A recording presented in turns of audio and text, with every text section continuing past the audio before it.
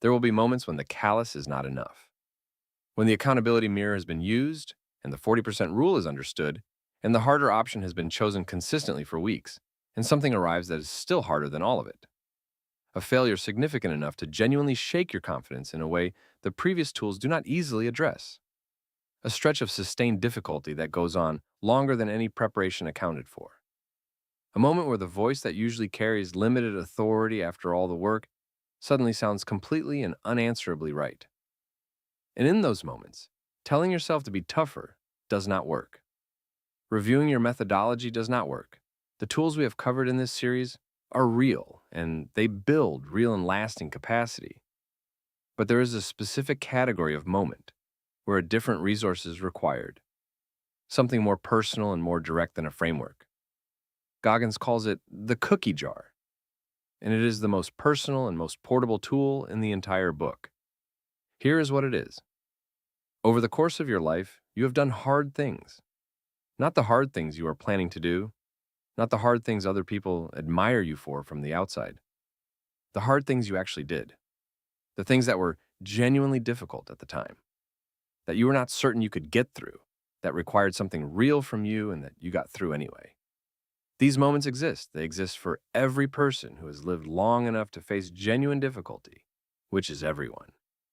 The cookie jar is a deliberate, specific, maintained record of those moments, not a general sense that you are resilient or capable, a concrete list of actual things, named specifically, remembered with the real detail of what they cost and what getting through them required of you in the moment. Goggins keeps his cookie jar in his mind, accessible at any point without needing conditions to be right. When he is in the middle of something that is genuinely breaking him, he goes to the jar. He pulls out a specific moment, not a general abstraction about how hard life has been. A specific, real, named thing that he actually did when the odds were against him and the outcome was genuinely uncertain. And he uses that specific evidence to answer the voice telling him he cannot do what is in front of him.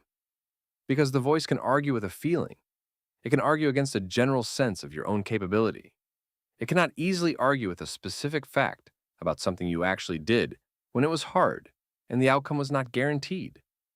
This is what makes the cookie jar different from generic motivation or positive self-talk, both of which the brain tends to correctly identify as constructed and discount accordingly. The cookie jar is not an opinion about yourself. It is evidence. And evidence, when it is specific and real and recalled with the full weight of what it actually cost you, has a different quality than encouragement. It does not require you to believe it in advance.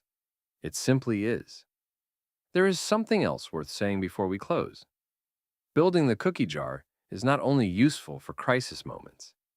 The act of deliberately cataloging the hard things you have already done changes how you relate to difficulty in the present before the crisis arrives. When you have a specific and concrete record of things that were harder than this and that you got through, the current difficulty sits in a fundamentally different context. It is not unprecedented. It is not evidence you are at your limit. It is the next thing. And the next thing, in a life where you have been building the callus deliberately and going to the cookie jar consistently, is something you have a genuine and evidence-based reason to believe you can get through. This is how the series closes. Not with a concept, with one action that closes the entire arc of what Goggins is arguing across this book. Build your cookie jar before you need it.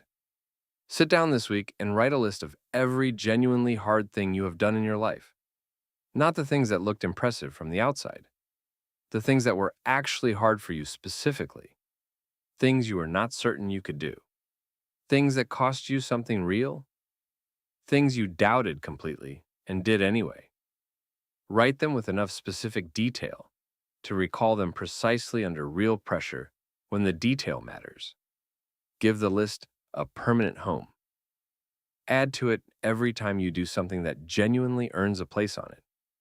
Because the version of you that gets through the next genuinely hard thing will not be built by motivation or a plan. It will be built by the specific evidence that you have already been that person before. Thank you for watching this series. The next one starts next week. Subscribe so you are there when it begins.